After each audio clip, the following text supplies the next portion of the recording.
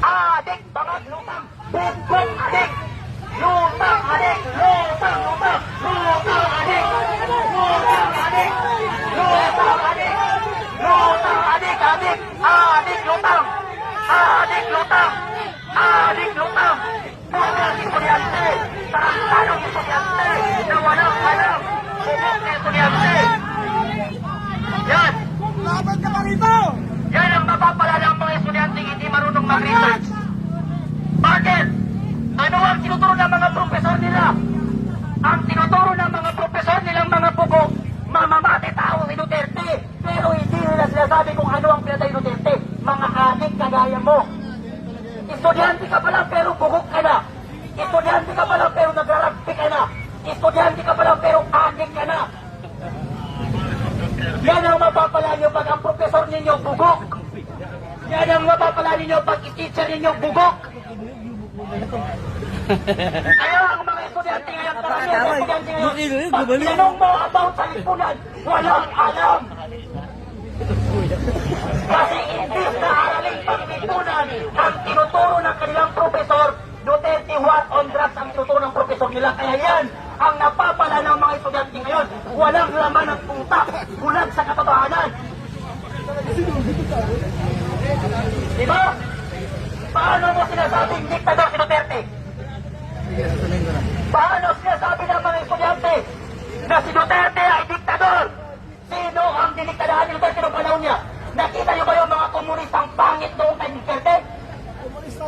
Kayong mga komunistang pangit noong time ni Duterte, ano ang ginawa sa Duterte nung nagrally kayo? Walang alambre sa kalsada. Sinasabayan pa kayo ng police road marcha. Binibigyan kayo ng pagkain. Ibinuk kayo sa hotel. Tapos sasabihin mo si Duterte diktador, bubuk ka pa ng estudyante ka eh. Kanina pa yan dyan eh.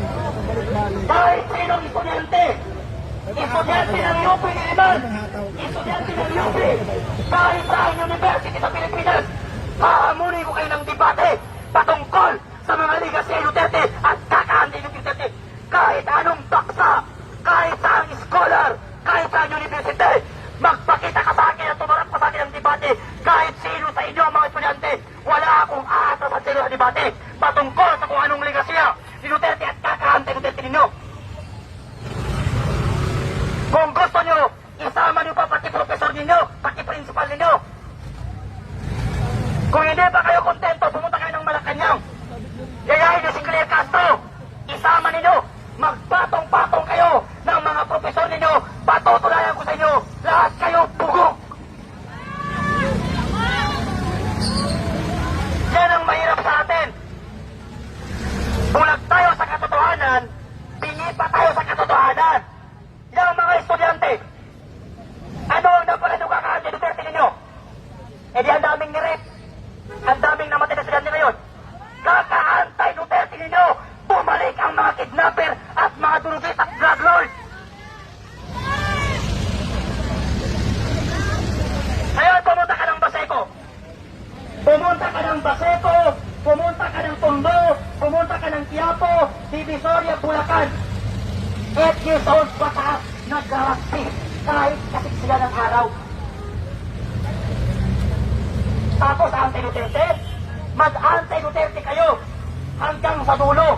Ipa-impeach nyo si Sara hanggang kayo mga estudyante, matauhan kayo sa pagiging popo ninyo. Tama.